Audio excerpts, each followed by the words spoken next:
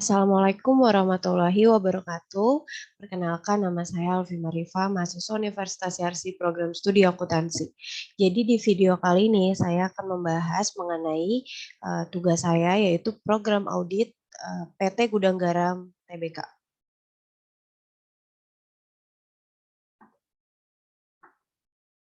Yang pertama adalah gambaran kantor akuntan publik.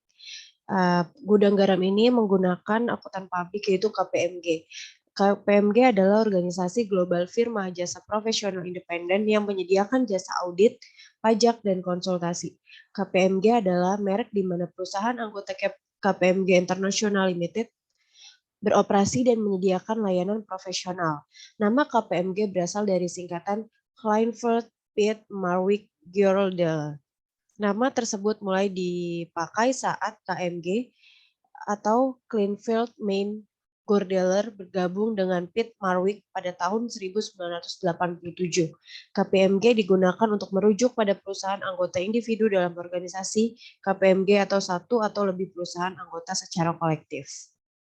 Perusahaan KPMG beroperasi di 155 negara dan wilayah dengan lebih dari 236.000 mitra dan karyawan yang bekerja di perusahaan anggota di seluruh dunia. Setiap perusahaan KPMG adalah entitas yang berbeda secara hukum dan terpisah dan menggambarkan dirinya seperti itu. Setiap perusahaan anggota KPMG bertanggung jawab atas kewajiban dan kewajibannya sendiri. KPMG Indonesia adalah salah satu praktik terbesar di negara ini, memberikan layanan kepada perusahaan multinasional, usaha patungan, dan perusahaan domestik yang beroperasi di berbagai sektor bisnis. Perusahaan bekerja sama dengan klien, membantu mereka mengurangi resiko dan menangkap peluang. Ini adalah sumber daya untuk keahlian berorientasi bisnis lokal dan internasional di Indonesia dan menyediakan akses ke jaringan global KPMG. KPMG Indonesia terletak di Jakarta. Rekan KPMG Indonesia adalah Sidarta Wijaya dan rekan KPMG Advisory Indonesia, lalu penasehat KPMG Sidarta. Kantor Akuntan Publik Sidarta Wijaya dan rekan, salah satu kantor akuntan publik pertama yang didirikan di Indonesia. Didirikan pada tahun 1957 oleh Dr. Andes Basuki T. Sidarta. Memiliki lebih dari 60 mitra dan direktur, beberapa dengan lebih dari 25 tahun pengalaman, didukung oleh lebih banyak dari 675 anggota staf profesional. Bahasa utama yang digunakan adalah bahasa Inggris dan bahasa Indonesia, dilengkapi dengan tenaga profesional yang juga fasih berbahasa Belanda, Jerman, Jepang, Korea, Mandarin, Melayu, dan lainnya di dialek Indonesia dan Cina. Kemudian adalah gambaran umum perusahaan, di mana sejarah perusahaan PT Gudang Garam. Pada tahun 1958, yaitu Gudang Garam ditemukan. Ini di mana titik berdirinya perusahaan rokok Gudang Garam yang berada dari sebuah industri rumahan. Produk kretek yang diproduksi pertama kali adalah SKL dan SKT. Kemudian pada tahun 1960, Gudang Garam membuka cabang. Cabang produksi SKL dan SKT didirikan di Gurah, 13 km arah tenggara kota Kediri, guna memenuhi permintaan pasar yang kian meningkat. Setiap hari ada sekitar 200 orang karyawan melakukan perjalanan pulang pergi Gurah Kediri menggunakan gerbong kereta api khusus yang dibiayai perusahaan. Kemudian pada tahun 1968, Gudang Garam membuka 2 unit lahan baru. Seiring perkembangan usaha yang semakin maju, pada bulan September 1968 didirikan unit produksi bernama Unit 1 di atas sebidang lahan seluas 1.000 meter persegi. Pada tahun yang sama dibangun pula sebuah unit produksi baru yang disebut Unit 2. Kemudian pada tahun 1969, Gudang Garam berubah dari industri rumahan tangga menjadi firma. Mengikuti perkembangan dan kemajuan usaha, Gudang Garam yang awalnya merupakan industri rumahan mengubah status dari perusahaan perseorangan menjadi firma. Unit produksi dipindah dari Gurah ke Kediri. Kemudian pada tahun 1971, Gudang Garam berubah dari firma menjadi PT. Gudang Garam kembali mengubah status dari firma menjadi perseroan terbatas atau PT pada tahun yang sama. Terbit bantuan fasilitas dari pemerintah berupa penanaman modal dalam negeri atau PMDN yang semakin mendukung perkembangan usaha. Lalu pada tahun 1979, Gudang Garam mengembangkan produk sigaret kretek mesin. Gudang Garam mengembangkan jenis produk sigaret kretek mesin. Pada tahun 1990, Gudang Garam mencatat saham di BEJ dan BIS. Gudang Garam mencatatkan sahamnya di Bursa Efek Jakarta dan Bursa Efek Surabaya yang mengubah statusnya menjadi perusahaan terbuka. Pada tahun 2002, Gudang Garam memproduksi Kretek Mil. Gudang Garam memproduksi jenis rokok baru, yaitu Kretek Mil yang ditandai dengan berdirinya Direktorat Produksi Gempol di Pasuruan, Jawa Timur. Pada tahun 2013, Gudang Garam memperluas daerah produksinya. Areal perusahaan yang semula hanya seluas 1.000 meter persegi kini telah berkembang menjadi sekitar 208 hektar yang terletak di wilayah Kabupaten dan Kota Kediri serta di wilayah Pasuruan. Bulan Januari 2013 mulai beroperasi gedung baru di Jakarta untuk menunjang proses produksi yang semakin progresif. Kemudian ini adalah struktur organisasi perusahaan, di mana ada General Meeting of Shareholder, kemudian ada Board of Komisaris atau Dewan Komisaris, kemudian ada Board of Director, lalu ada Komite Audit, kemudian ada Gotama Warsatana sebagai ketua, dan ada juga Kepala Audit. Lalu Gudang Garam termasuk di bidang perusahaan sesuai dengan pasal 3 anggaran dasarnya. Perseroan bergerak di bidang industri rokok dan aktivitas lain yang terkait dengan industri rokok. Pemegang saham perusahaan. Pemegang saham perusahaan oleh yang pertama ada Juni Setiawati Wonowijojo, yaitu jumlah sahamnya adalah Rp11.231.645. Total nominalnya adalah 5,616 dalam juta, kemudian persenan dalam sahamnya adalah sebesar 0,58%. Susilo Wonowijoyo memiliki jumlah saham yaitu sebesar 1.709.685 dengan nominal saham 854 juta dengan persen 0,09. Lalu ada Lukas Mulia Suharja dengan jumlah saham 5,6, kemudian dengan total nominal 3 juta dengan persenan 0.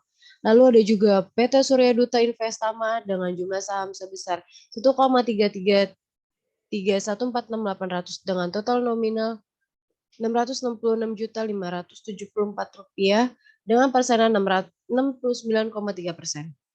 Kemudian ada PT Surya Mitra Kusuma dengan jumlah saham Rp120.442.700 dengan total nominal Rp60.221 dengan persenan 6,26. Lalu ada pemegang saham lainnya yaitu Rp450.551.570 dengan total nominal Rp228.776 dengan persen 23,8. Sehingga jumlah saham yang tersedia adalah Rp1.924.088 dengan total nominal Rp962.44 dengan persenan 100. Kemudian di Gudang Garam Dewan Direksinya adalah Susilo Wonowijoyo sebagai Presiden Direktur, kemudian ada Bapak Heru Budiman sebagai Direktur, kemudian ada Heru Susianto sebagai Direktur, Istata Taswin Sidarta sebagai Direktur, Andik Wahyudi sebagai Direktur, Hamdani Halim sebagai Direktur, dan Sony Sasono Rahmadi sebagai Direktur Independen. Kemudian kita masuk ke tinjauan pustaka, di mana ada definisi audit. Auditing menurut Alvin A. Arens dan kawan-kawan pada tahun 2015 merupakan pengumpulan dan evaluasi bukti tentang informasi untuk menentukan dan melaporkan derajat kesesuaian antara informasi itu dan kriteria yang telah ditetapkan. Tinjauan pustaka. Bukti audit. Menurut Alvin Arens dan kawan-kawan, bukti audit atau audit evidence adalah setiap informasi yang digunakan auditor untuk menentukan apakah informasi yang diaudit dinyatakan sesuai dengan kriteria yang telah ditetapkan. Bentuk-bentuk bukti audit dapat berupa data elektronik dan data lain tentang transaksi, komunikasi tertulis dengan pihak luar, observasi oleh auditor, kesaksian lisan pihak yang diaudit atau klien, sedangkan bukti audit menurut tuan kota pada tahun 2015 adalah informasi yang digunakan auditor untuk menarik kesimpulan yang menjadi dasar pemberian opini auditor. Bukti audit meliputi informasi yang terdapat dalam catatan accounting yang mendasari laporan keuangan dan informasi lain di luar catatan accounting. Kemudian ada prosedur audit. Prosedur audit menurut Alvin A. Arens adalah rincian instruksi yang menjelaskan bukti audit yang harus diperoleh selama audit. Ada prosedur audit pengujian substantif atau transaksi. Pengujian substantif menurut Alvin Arens dan kawan-kawan merupakan prosedur yang dirancang untuk menguji salah saji dolar, salah saji moneter yang secara langsung mempengaruhi kebenaran saldo laporan keuangan. Pengujian substantif atau transaksi Menurut Alvin dan kawan digunakan untuk menentukan apakah keenam tujuan audit yang berkaitan dengan transaksi telah dipenuhi bagi setiap kelas transaksi. Pengujian pengendalian. Pengujian pengendalian atau test of control menurut Alvin A. Arens merupakan kegiatan pengujian dengan tujuan untuk mendapatkan bukti yang tepat dan mencukupi untuk mendukung penilaian audit. Selain itu, pengujian pengendalian juga digunakan untuk menentukan apakah pengendalian tersebut efektif dan biasanya meliputi pengujian atas sampel transaksi. Prosedur analitis. Prosedur analitis menurut Alvin A. Arens dan kawan-kawan adalah evaluasi atas informasi keuangan yang dilakukan dengan menganalisis hubungan yang masuk akal antara data keuangan dan non-keuangan. Tujuan dilakukannya prosedur analitis menurut Alvin Arens dalam mengaudit saldo akun adalah yang pertama, menunjukkan salah saji yang mungkin dalam laporan keuangan, dan yang kedua, memberikan bukti substantif. Pengujian substantif atas rincian saldo. Pengujian substantif atas rincian saldo atau test of details of balance menurut Alvin Arens adalah berfokus pada saldo akhir buku besar, baik untuk akun neraca maupun laporan laba rugi. Pengujian ini dapat membantu auditor untuk menetapkan kebenaran moneter dari akun-akun yang berhubungan sehingga dianggap sebagai pengujian substantif. Contoh dari pengujian ini meliputi konfirmasi saldo pelanggan menyangkut piutang usaha, pemeriksaan fisik persediaan, dan pemeriksaan laporan vendor tentang utang usaha. Prosedur audit, kita masuk ke bab 2, yaitu bab pembahasan prosedur audit perusahaan. Prosedur audit PT Gudang Garam Tbk per 31 Desember 2001 adalah sebagai berikut, yaitu melalui siklus pembelian dan pengeluaran kas, pengujian pengendalian, dan pengujian substantif atas transaksi, di mana tabel pertama ini merupakan tujuan audit yang berkaitan dengan transaksi, pengendalian kunci, pengujian pengendalian, dan pengujian substantif atas transaksi untuk pembelian. Pertama, ada tujuan audit yang berkaitan dengan transaksi pembelian, pengendalian internal kunci, pengujian pengendalian yang umum, pengujian substantif atas transaksi yang umum. Di mana tujuan audit yang pertama adalah keterjadian. Pembelian yang dicatat adalah untuk barang dan jasa yang diterima yang konsisten dengan kepentingan terbaik klien. Pengendaliannya adalah permintaan pembelian, pesanan pembelian, laporan penerimaan, dan faktor vendor dilampirkan pada voucher. Pengujian pengendalian yang umum adalah memeriksa dokumen dalam paket voucher untuk eksistensi.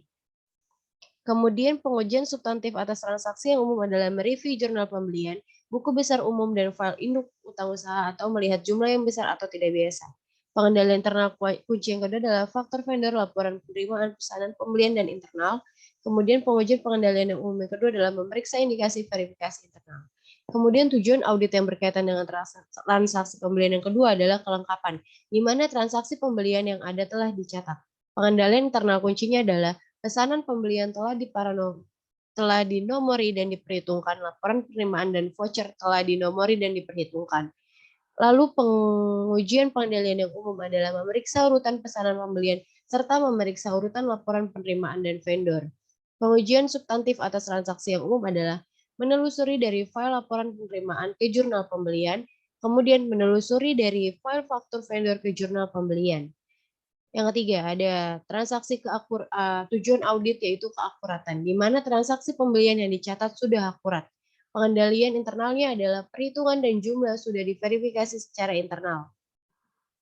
Lalu pengujian pengendalian yang umum adalah memeriksa indikasi verifikasi internal. Pengujian substantif atas transaksi umumnya adalah membandingkan transaksi yang tercatat dalam jurnal pembelian dengan faktur vendor, laporan penerimaan, dan dokumen pendukung lainnya. Tujuan audit yang keempat yaitu klasifikasi, di mana transaksi pembelian telah diklasifikasikan dengan benar.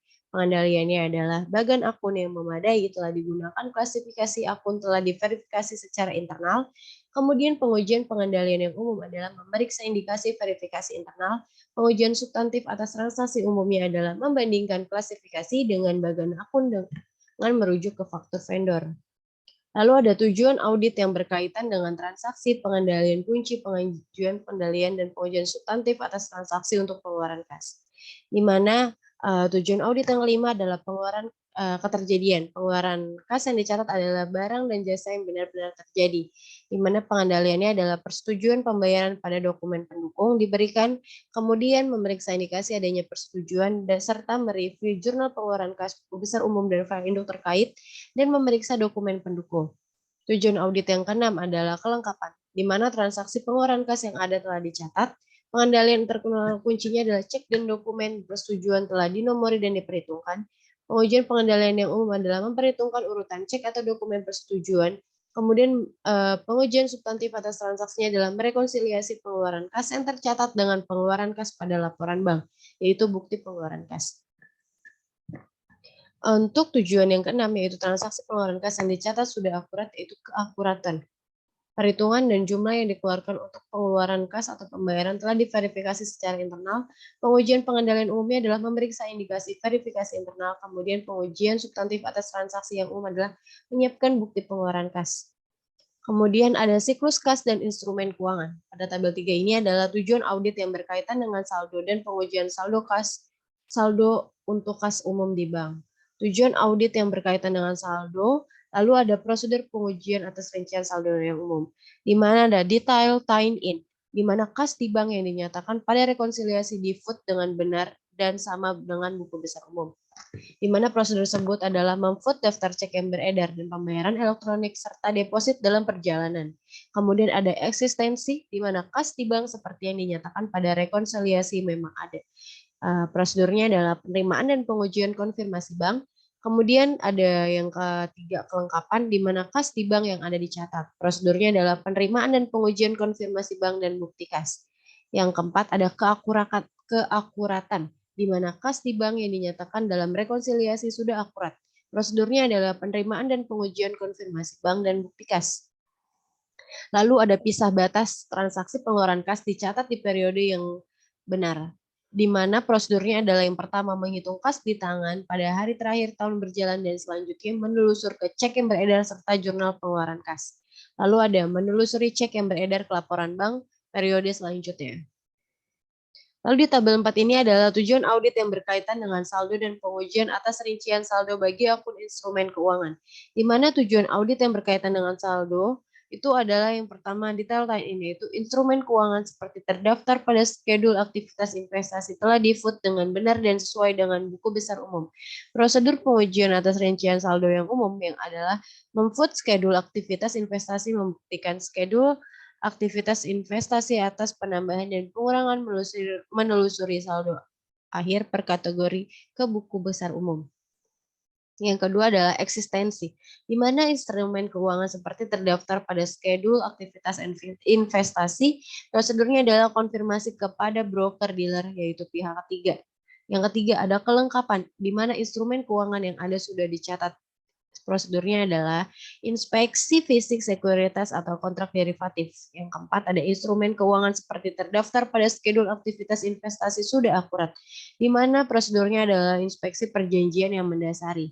Selanjutnya ada instrumen keuangan telah diklasifikasi dengan tepat dalam laporan keuangan atau klasifikasi, di mana prosedurnya adalah pengujian atas klasifikasi yang tepat atas perdagangan tersedia untuk dijual atau ditahan untuk jatuh tempo, serta memverifikasi klasifikasi yang tepat pada catatan kaki sebagai estimasi nilai wajar tingkat 1, 2, ataupun 3. Selanjutnya ada tujuan audit pisah batas, di mana transaksi keuangan dicatat dalam periode yang tepat. Prosedurnya adalah memeriksa transaksi tertentu mendekati akhir tahun dan nasihat broker terkait untuk menentukan apakah hal itu dicatat pada periode yang sesuai. Kemudian ada nilai realisasi, di mana instrumen keuangan yang tercantum dalam skedul aktivitas investasi pada akhir tahun telah dinyatakan pada jumlah yang tepat sesuai dengan standar akuntansi, di mana prosedurnya adalah memverifikasi harga pasar yang ditetapkan, kemudian menguji klasifikasi manajemen, menguji asumsi manajemen terkait penilaian, kemudian mempertimbangkan penggunaan jasa spesialis untuk menguji estimasi nilai wajar, serta mempertimbangkan apakah diperlukan penurunan nilai kerugian. Lalu ada program audit untuk pengujian pengendalian dan pengujian substantif atas transaksi siklus pembelian dan pengeluaran kas PT Gudang Garam Tbk per 31 Desember 2021. PT Gudang Garam Tbk. Program audit pengujian pengendalian dan pengujian substantif atas transaksi siklus pembelian dan pengeluaran kas. Ukuran sampel dan item-item dalam sampel tidak dimasukkan. Siklus pembelian. Yang pertama, lakukan pengamatan terhadap prosedur persetujuan atas permintaan pembelian, order pembelian, penerimaan barang, pembuatan bukti kas keluar. Yang kedua, ambil sampel transaksi pembelian dan register bukti kas keluar dan lakukan pemeriksaan terhadap dokumen pendukung. Yang ketiga, periksa bukti digunakannya formulir bernomor urut tercetak dan pertanggungjawaban pemakaian formulir tersebut. Keempat, menelusuri sampel bukti kas keluar yang disetujui dan dilakukan penyusutan ke dokumen pendukung dan catatan akuntansi yang bersangkutan. Yang kelima, periksa adanya pengecekan independen terhadap posting ke buku pembantu jurnal. Lalu ada siklus pengeluaran kas. Yang pertama, lakukan pengamatan terhadap prosedur pembuatan cek dan pencatatan cek dalam register cek. Yang kedua, menelusuri sampel transaksi pengeluaran kas dari register cek dan lakukan pemeriksaan terhadap dokumen pendukung. Yang ketiga, periksa bukti digunakannya formulir bernomor urut tercetak dan pertanggungjawabkan pemakaian formulir tersebut. Keempat, menelusuri sampel bukti kas keluar yang telah dibayarkan dan dilakukan pengusutan ke dokumen dan catatan akuntansi yang bersangkutan. Yang kelima, periksa adanya independen terhadap posting ke buku pembantu jurnal, lakukan pengamatan terhadap prosedur pembuatan cek dan pencatatan cek ke dalam register cek. Keenam, menelusuri sampel transaksi pengeluaran kas dari register cek dan lakukan pemeriksaan terhadap dokumen pendukung. Ketujuh, periksa bukti digunakannya formulir bernomor urut bercetak dan pertanggungjawabkan pemakaian formulir tersebut. Kemudian yang ke-8, menelusuri sampel bukti kas keluar yang telah dibayar dan dilakukan pengusutan ke dokumen dan catatan akuntansi yang bersangkutan. Ke-9, periksa adanya independen terhadap posting ke buku pembantu jurnal. Kemudian ada program audit untuk pengujian, pengendalian, dan pengajian substantif atas transaksi siklus pembelian dan pengeluaran kas PT Gudang Garam Tbk per 31 Desember 2001. Program audit pengujian pengendalian dan pengujian substantif atas rincian saldo siklus pembelian dan pengeluaran kas. Yang pertama adalah menambahkan kembali atau menggunakan komputer untuk menjumlahkan total dari daftar utang usaha. Yang kedua, menelusuri dari daftar utang usaha ke faktur laporan vendor. Yang ketiga, mengkonfirmasi utang usaha dengan menekankan apakah itu jumlah yang besar atau tidak. Keempat, melakukan pengujian kewajiban setelah periode. Yang kelima, mereview daftar dan file induk untuk pihak terkait, wesel atau kewajiban berbunga lainnya, utang jangka panjang, dan saldo debit.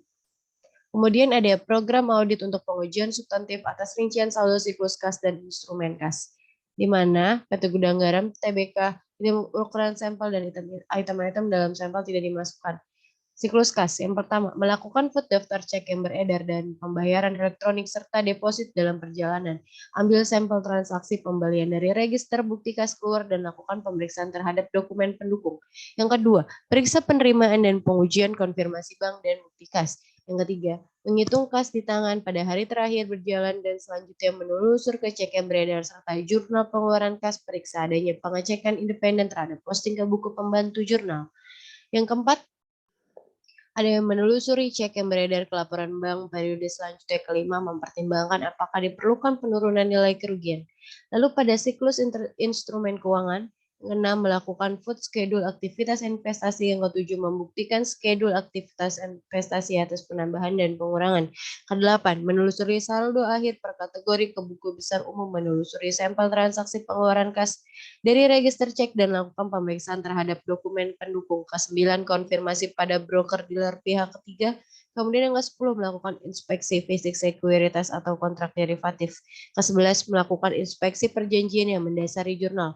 Ke-12, pengujian atas klasifikasi yang tepat atas perdagangan tersedia untuk dijual atau ditahan untuk jatuh tempo. Yang ke-13, memeriksa transaksi tertentu mendekati akhir tahun dan nasihat broker terkait untuk menentukan apakah hal itu dicatat pada periode yang sesuai.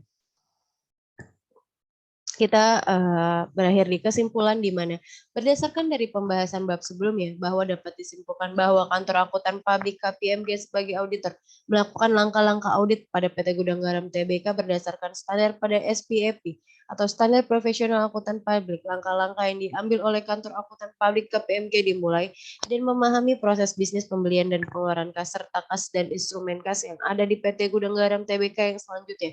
Auditor menerapkan jumlah sampel yang akan digunakan dalam mengaudit laporan keuangan PT Gudang Garam Tbk. Setelah menetapkan jumlah sampelnya, langkah selanjutnya yaitu mengumpulkan bukti-bukti terkait yang dibutuhkan dari sampel tersebut. Selanjutnya, untuk prosedur yang terakhir yaitu auditor menganalisis lebih dalam terkait dengan transaksi yang ada kemudian akan dicocokkan dengan sampel.